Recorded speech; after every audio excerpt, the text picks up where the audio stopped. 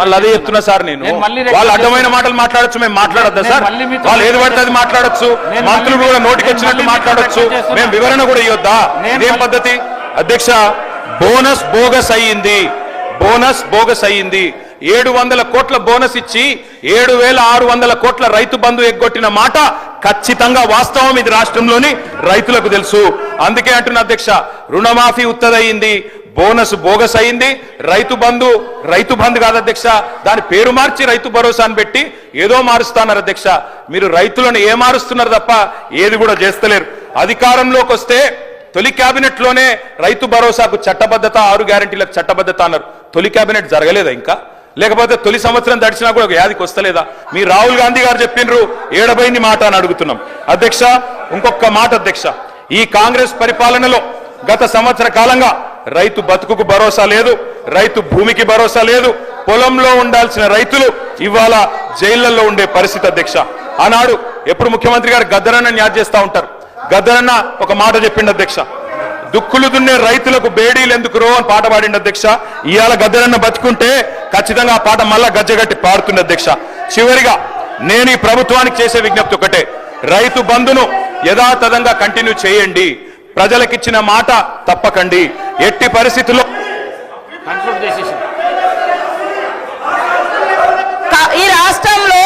ఈ రాష్ట్రంలో రైతులకు బేడీలేసిన చరిత్ర ఈ పార్టీ బీఆర్ఎస్ పార్టీకి ఉంది అధ్యక్ష. ఆ రోజు సన్నవడ్లేస్తే ఊరే అన్నది మీరు. ఇవాళ కౌలు రైతుల గురించి గొప్పగా మాట్లాడుతున్నారు. కౌలు రైతులకు ఎందుకు ఇవ్వాలి భరోసా? వాళ్ళు అద్దె ఇళ్లలో ఉన్న అద్దె ఇళ్లలో ఉన్నోడు ఓనర్ అవుతాడా? కౌలు రైతు ఓనర్ అవుతాడా అని ఆ రోజు మీరు మాట్లాడారు. ఇవాళ రైతుల మీద ఏదో గొప్పగా మాట్లాడుతున్నారు. నేను సవాల్ చేస్తున్నా అధ్యక్ష, ఈ రాష్ట్రంలో ఉన్న అందరి భూముల మీద క్లీన్ గా అక్కడ ఒక దగ్గర 100 ఎకరాల ఫామ్ హౌస్ ఉంటది, కానీ 10 మంది పేర్లు ఉంటాయి. అది బయట తీయండి. వాళ్ళకి ఇప్పుడు 5-6 లక్షల జీతాలు ఎత్తుకునేటోళ్ళు కూడా రైతు ముసుగులో రైతు బంధు తీసుకున్నారు. మీ హయాంలో గుట్టల సాగులో లేకుండా తీసుకున్నారు. మాలాంటి ఏరియాలలో మోకా మీద ఉండి సాగు చేసినా కూడా పట్టా లేకుంటే వాళ్ళకి మీ హయాంలో ₹1 రాలే, కానీ వాళ్ళు పంట పండించారు. మీరు ఇచ్చింది రైతు బంధు, రైతు పెట్టుబడి కాదు, పట్టా పెట్టుబడి ఇచ్చారు. పట్టా ఉంటేనే ఇచ్చారు ఆ రోజు, కానీ కౌలు రైతులకు ఇయ్యలే, చిన్న సన్నకారు రైతులు పట్టా లేనటువంటి వాళ్ళకి ఇయ్యలే. అదేవిధంగా రైతు రుణమాఫీ గురించి గొప్ప చెప్తున్నారు.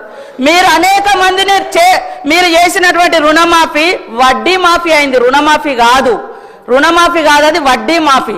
ఆ వడ్డీ మాఫీలో కూడా మీరు అనేక మందికి రైతులకు నిబంధనలు పెట్టడంతో చాలా మంది ఈ నిబంధనల మూలంగా మేము ఇచ్చినటువంటి రుణమాఫీలోకి కూడా కొంతమంది రెన్యువల్ కానేటువంటి పరిస్థితి వాస్తవం. అలాంటి వాళ్ళే రాగింది. అది 2014 నుంచి కొనసాగుతూ వస్తుంది. మీరు చేసినటువంటి రుణమాఫీ నిబంధనలు కొనసాగుతూ వస్తున్నాయి.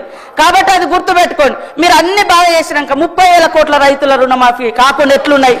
మీరు అన్ని రైతులను రాజులను చేసిర్రు, రైతు బంధు ఇచ్చిర్రు, అన్ని చేసినాక మళ్ళీ 30,000 కోట్ల రూపాయలు వాళ్ళ మీద ఎందుకు భారమైంది? ఎందుకు రుణాలు మిగిలినాయి? అది చెప్పండి. కాబట్టి ఇవాళ కేటీఆర్ గారికి ఒకటే అడుగుతున్నా, మీరు 10 ఏళ్లలో భూమి లేనటువంటి ఒక్క పేదింటి బిడ్డలకు మీరేమిచ్చారు? ఓకే, 100 ఎకరాలు ఉన్నోళ్ళ గురించి అన్ని ఇవ్వాలి, లక్షల జీతాలు వచ్చినా అన్ని ఇవ్వాలి అని అంటున్నారు. మరి పేదోడికి మీరు ఈ 10 ఏళ్లలో కనీసం ఉచితంగా కరెంట్ ఇయ్యలే, కనీసం ఇవాళ ఉచితంగా ఎర్ర బస్ ఫ్రీ ఇస్తే కూడా మీరు ఓర్వలేకపోతున్నారు. అదే విధంగా వాళ్ళకి 10 ఏళ్లలో ఏమి ఇచ్చిర్రు? భూమి లేని వాళ్ళకి ఏమి ఇచ్చారు? మేము ఇప్పుడు భరోసా కింద 12,000 రూపాయలు పెట్టినాం, ఉచితంగా కరెంట్ ఇస్తున్నాం. వాళ్ళ ఆర్థిక భారాన్ని తగ్గించడం కోసం, కుటుంబ భారాన్ని తగ్గించడం కోసం పేదింటి బిడ్డలకు, ఆడబిడ్డలకు 500 గ్యాస్ చేసినాం. మీరు ఎందుకు చేయలేదు? మరి మేము ఉచితంగా బస్సు పెడితే గగ్గోలు పెడుతున్నారు, ఉచితంగా 200 యూనిట్ల కరెంట్ ఇస్తే గగ్గోలు పెడుతున్నారు. కాబట్టి మీ వైఖరి ఏందో స్పష్టం చేయండి. మీ వైఖరి ఏందో అంటే అందరికీ వాళ్ళు 100 ఎకరాల ఫామ్ హౌస్లు ఉన్నా కూడా ఇవ్వండి అని అంటారా? అదే చెప్పండి. నేను ఈ సందర్భంగా కూడా మా వ్యవసాయ శాఖ మంత్రి గారిని కోరుతా ఉన్నా, దయచేసి ఎవరెవరికి ఎంతెంత పోతుందో ఆ వివరాలు మొత్తం గ్రామాలలో పెట్టాలి.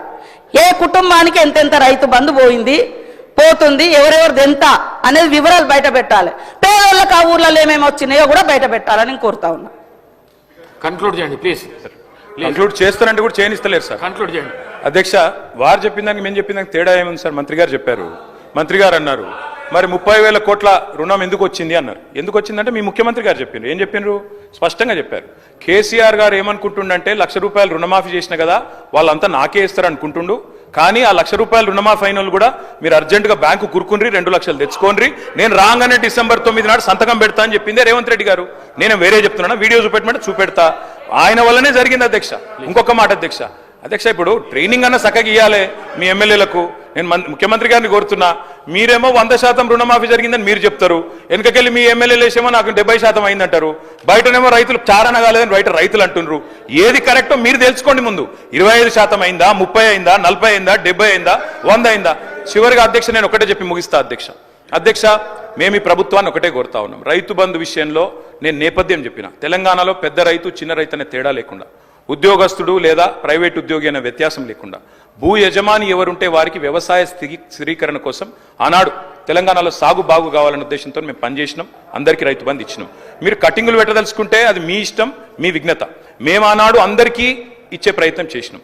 మీరు కూడా ఎలక్షన్లకు ముందు స్పష్టంగా చెప్పినారు, అందరికీ అన్ని అన్నారు. ఇలా కొందరికి కొన్ని అంటున్నారు. నేను ముఖ్యమంత్రి గారిని కోరుతా ఉన్నా, మీరు దయచేసి రైతులకు ఇచ్చిన ప్రతి వాగ్దానం నిలబెట్టుకోండి, అన్నదాత కోసం పనిచేయండి. కొడంగల్లో రైతులను జైల్లో పెట్టిన అదాని కోసం అట్లాంటి పనులు మాత్రం చేయకండి. అదేవిధంగా కేవలం కుటుంబం కోసం, అనుమూల కుటుంబం కోసం, బావమరిదికి అమృతం కోసం పనిచేయవద్దని ముఖ్యమంత్రిని పాయల్ శంకర్ గారు